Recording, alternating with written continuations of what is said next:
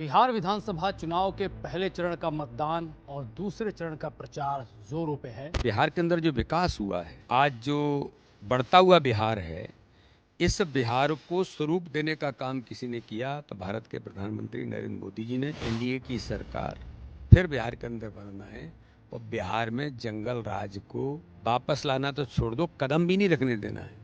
बिहार की जनता ने इस बार ये तय कर लिया है कि विकास पर और गरीब कल्याण पर प्रधानमंत्री मोदी और नीतीश कुमार के नेतृत्व में जनता का समर्थन एनडीए को मिल रहा है कि वो हार मान चुके हैं। और जब व्यक्ति हारता है तो कारण ढूंढता है। तो पहले से ही मतदान शुरू हुआ नहीं और पहले से ही ये कहना 1 घंटा 2 घंटे के मतदान के हुए कि आप योजनाबद्ध तरीके से वोटिंग धीमी कर रहे हैं। राहुल गांधी तो झूठ का ही परसेप्शन बनाते हैं। उनको तो नोबेल प्राइज देना चाहिए झूठ बोलने में। ऐसे लोगों की आपसी उनकी लड़ाई है, पारिवारिक लड़ाइयाँ हैं और वो जाने उस पर वो फेस करें।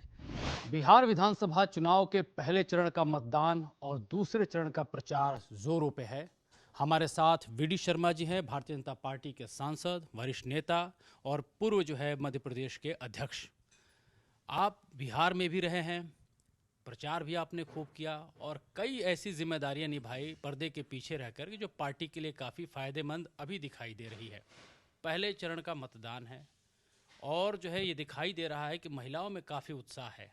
आप पार्टी को लेकर के क्या सोच रहे हैं? मैं लगातार पिछले 1 महीने से ज़्यादा बिहार के अंदर जहाँ मुझे कुछ काम जो मिला था उस काम में हम लोग लगे हुए थे। मतदान का जिस प्रकार का उत्साह जो दिखाई दे रहा है और जो आपने कहा कि इस चुनाव में महिलाएं इतनी बड़ी संख्या में आगे बढ़कर के मतदान कर रही हैं, ये प्रधानमंत्री नरेंद्र मोदी के प्रति जनता का, मातृशक्ति का, नौजवानों का अथाह विश्वास है।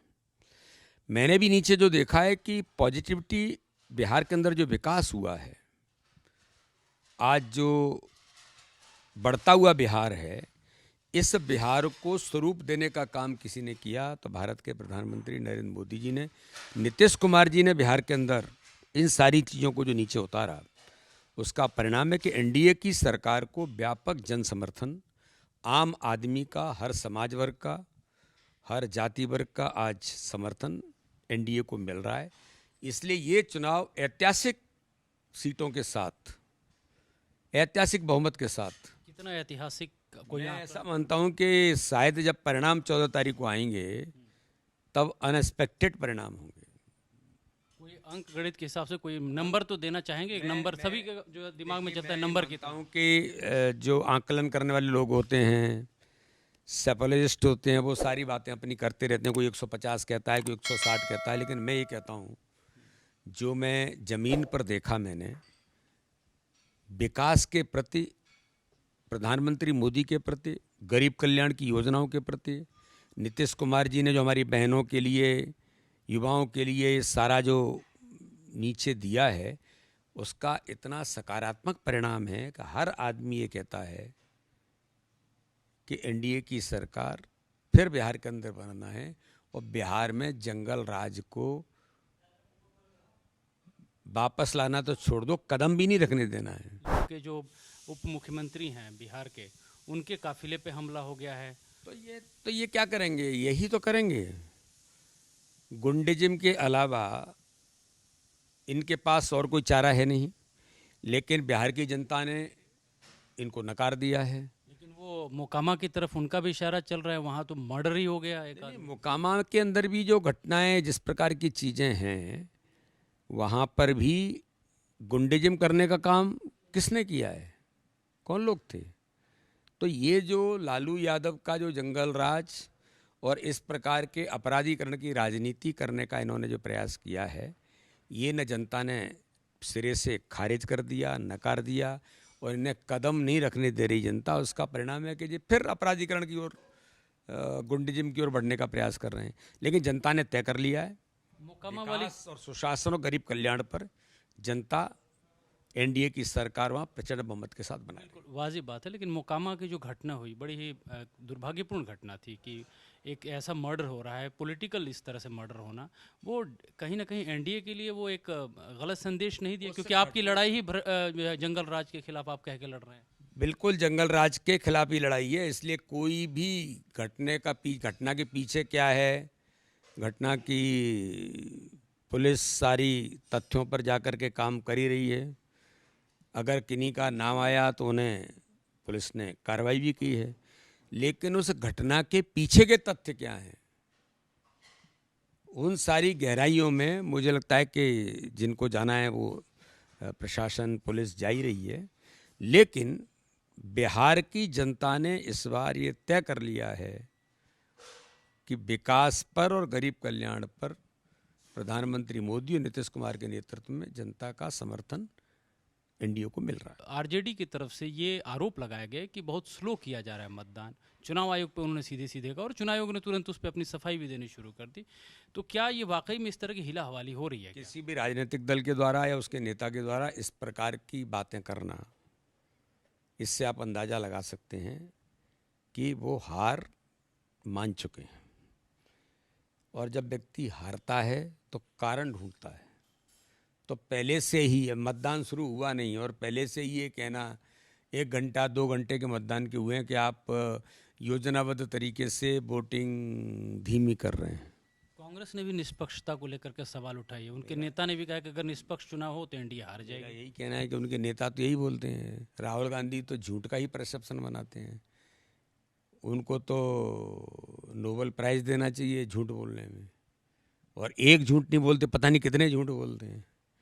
तो इसलिए राहुल गांधी हों या लालू यादव हों या इनके नेता हों, ये सब झूठ और छल कपट की राजनीति का परसेप्शन बनाना चाहते हैं, जो बिहार की जनता ने नकार दिया है। लालू यादव जी ने आज ही बयान दिया है, उनका कहना है कि रोटी पलटनी चाहिए।